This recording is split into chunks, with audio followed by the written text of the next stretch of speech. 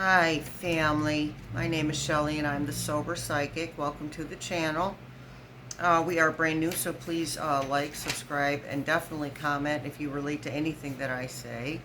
Um, Feel free to share the video with if you are part of Zoom support groups or you want to show it to a friend. That's please do. Any way to get the message out, and definitely leave me a comment if you relate to anything. Um, So I am still working on part two of my story. I posted part one a couple of weeks ago. I will put that link in the description box. So it's taken me a little time to process and heal from a bunch of the stuff that came up in that part one. I mean, you never get a chance to share your entire story in a support group setting because there just isn't enough time. You take the bullet points and you run with those. But a lot of stuff came up, a lot of memories came up, and it's all good. It's all good, which brings me to the topic. I did get my little topic folder, so I was trying to figure out what I should share about. So, healing, yeah. What is what is the thing that alcoholics and addicts want the most? We want to heal. Period, point blank. We use because we can't deal with something that happened in our past or something that's happening now, and then once that cycle begins, we're too screwed up to process anything and deal with it and heal from the trauma that either was caused to us before we started drinking, or the trauma that we caused ourselves or and others caused us when we were drinking or while we are drinking. This channel is not for people just in recovery. This channel is also for people who are not in recovery but are maybe thinking about it. Um, I will probably keep it simple. I am an addict as well as an alcoholic, but I lean towards talking about my alcoholism more because I knew I was a drug addict. That was very plain. It took me down really, really fast. In a couple of months, I was on my knees with crack. And other various forms of drug use. But the alcoholism took a long time for me to first off realize it, which is the first step, and then second, accept it. That's the second step, and then admit that it was making my life a mess. That was my third step for me. So um, everybody's different. We're not unique as alcoholics, but as individuals and humans, we most definitely are. We most definitely are unique. But we alcoholics, we do the same things. We think the same things. We say the same things. Our thought processes are the same because we're ruled, all of us, our whole self is ruled by the alcohol and the drugs. So from here on out, I will refer to both things, alcoholism and drug addiction, as alcoholism. Okay? Um, they're definitely not exactly the same, but as far as behaviors and reasons why we would go to such lengths to ignore life on life's terms, those two things are very similar, addiction and alcoholism. So, as I was saying, healing. The minute that we realize that we are alcoholic, we start the journey of healing. The minute that we accept that we're an alcoholic, we start another piece of the process of healing. And once we make a conscious choice to get ourselves together and put that addiction down, whatever addiction it is, that's another step towards healing. I can only speak for myself, and again, please, if you relate, please comment. I really want to hear what you have to say. Um, Now, some of us, I mean, we didn't have traumatic childhoods. I had a traumatic childhood. I there were several molestations, and there were several. I got beat on all the time. At home, and then once I hit high school, I got beat on at high school all 4 years. Um, and everybody does not have that as part of their story. But we still once we pick up the drink, once we pick it up, we are open to being traumatized because we're not thinking. If we're drinking, we're not thinking, right? And if I'm not thinking, I'm drinking. So a big part of healing is to notice, realize, accept, and admit that we have a problem with alcohol. It is not quick for most of us. It's a journey to healing. And it's really difficult to keep ourselves in the present moment. It can be difficult to keep our feet planted on the ground. I don't hear very many recovering people say that they have never, ever, in their entire sobriety, thought about having a drink. I've heard my sponsor says that, but I might have heard it out of 3 people for the past 7 years, that the compulsion to drink was completely taken from them. And there's some of us that spent almost our entire sobriety with a compulsion, that it just isn't taken. There's something missing, something fundamental that's missing in our recovery when that happens. So our journey to healing is going to be unique to each one of us. We are autonomous in our recovery. We are singular. No one is the same as somebody else in regards to how they recover. But if we are willing to take the suggestions from other recovering people, that is another step towards healing. These people are sober for a reason. It didn't just magically happen. God didn't point his finger and say, boom, you're in recovery. We made a conscious choice to be in recovery. We make a conscious choice to get ourselves together.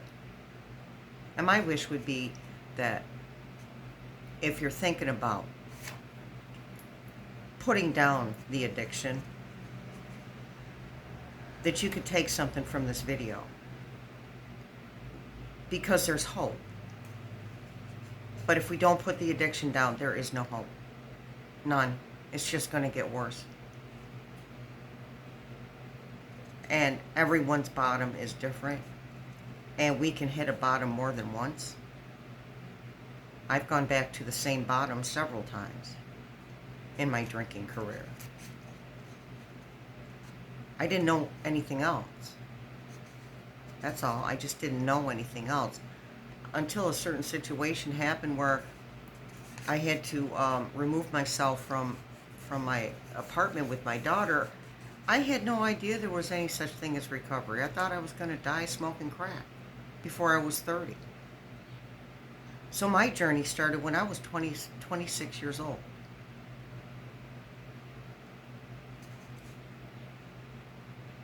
I remember a healing moment.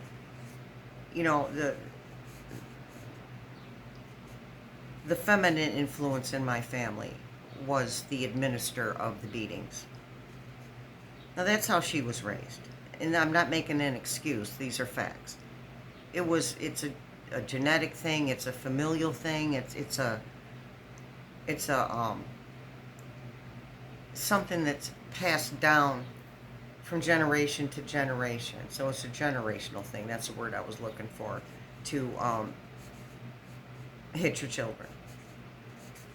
Um, she didn't know any better. And I used to go, why am I here? What is my purpose? And I think that we have more than one purpose. And my purpose was to start breaking that chain of abuse. And so when I heard that I could stop doing drugs, now, and mind you, alcohol was always there. If there were no drugs, there was alcohol. Alcohol was my savior. It was how I would decompress and come down from the drugs. And I loved alcohol, but at that point I loved the drugs more.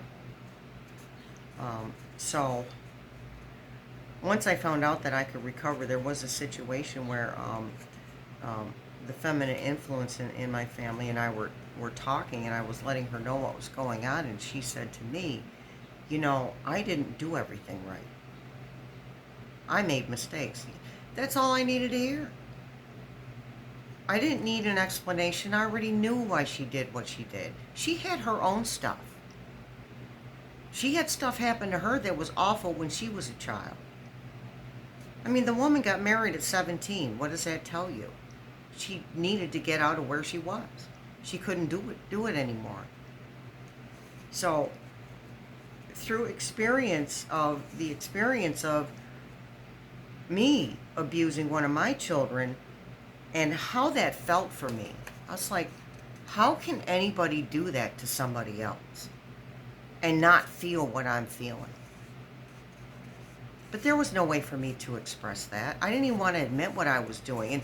And you know, with that situation where it was a turning point for me, in that situation where I had to leave my apartment with my daughter, that's when I admitted to somebody that I was physically abusing her, and I chose to, and by the way, she's 31 years old now, so don't CPS me, please. I already went through all that. But it was an opportunity for me to figure out and find out and get some help with how to stop doing what I was doing, because I was turning into this feminine influence. And that was the thing. I'm never going to be like her. I'm never going to be like her. And I tried so hard not to be like her that I ended up just like her. So, higher power was at work there. Higher power's been at work in my life. Every step of the way, since the moment I was born. Because things don't happen to me, they happen for me. These things happened to me because I needed to learn how to be a strong person. And I needed to be an example of what change looked like. And that's how I feel about people in recovery. And I even feel like that about people who aren't in recovery. We're examples to other people. And when we get ourselves together, we are showing other people that people do change. They do get different. They do things different. They begin to think different. Well, no, people don't change. I mean, you probably hear that. Yes, they do. I'm living proof of that. And you're living proof of that. People do change. When the pain gets great enough for long enough, people will change. And it's uncomfortable. And it isn't pleasant. You know, this processing from me sharing part one of my story, this hasn't been pleasant. It's been painful. I felt like I was losing my mind several times the past week. So change is not fun. It's not pleasant. It isn't something, people don't want to do it because of how wonderful it feels. People want to change because of the final effect of it. Because we get to be different and better and behave better and do better for the people around us. And you know, another really good way to heal is to start immersing ourselves, I'm going to say at least once a week, in some type of service to other recovering people. It's not that hard to do, and it keeps us accountable. And that's another step in the healing process. Because if we keep ourselves accountable, then we're more diligent with our thoughts. We're more diligent with our actions. We're more diligent with our reactions. So staying accountable to a support group, I'm going to say it out loud, to a support group, to me is imperative. Because it keeps our minds out of trouble. And it gives us an excuse to go to that support group and get the support we need instead of sitting around thinking on it. A large portion of us in recovery and out of recovery have serious issues with anxiety. And I know what it's like to sit there and fight with myself for days over the simplest thing. I can sit here and fight with myself for the entire day about getting up to take a shower. So, but if I wasn't sober, I'd be lucky to take a shower every 5 days. I'm a hot mess when I use. A hot mess. So, there's a lot of pinpoints in regards to our healing. Obviously, outside help can be one of them. And it's not a bad idea to get that because, again, there's trauma, whether the trauma was why we drank or the trauma appeared or was, created, or the trauma was created after we started drinking. There's nothing wrong with outside help. It doesn't make us weak. What makes a person strong is walking through that fear, walking through that anxiety, pushing our way through it, and doing the thing that we are most afraid to do. It's scary getting sober and clean. It's scary because it's different. But the truth is, your life's not going to get better if you keep using. But it has a really good chance to get better if you put the addiction down. So, now, I think I'm done. Get off my soapbox.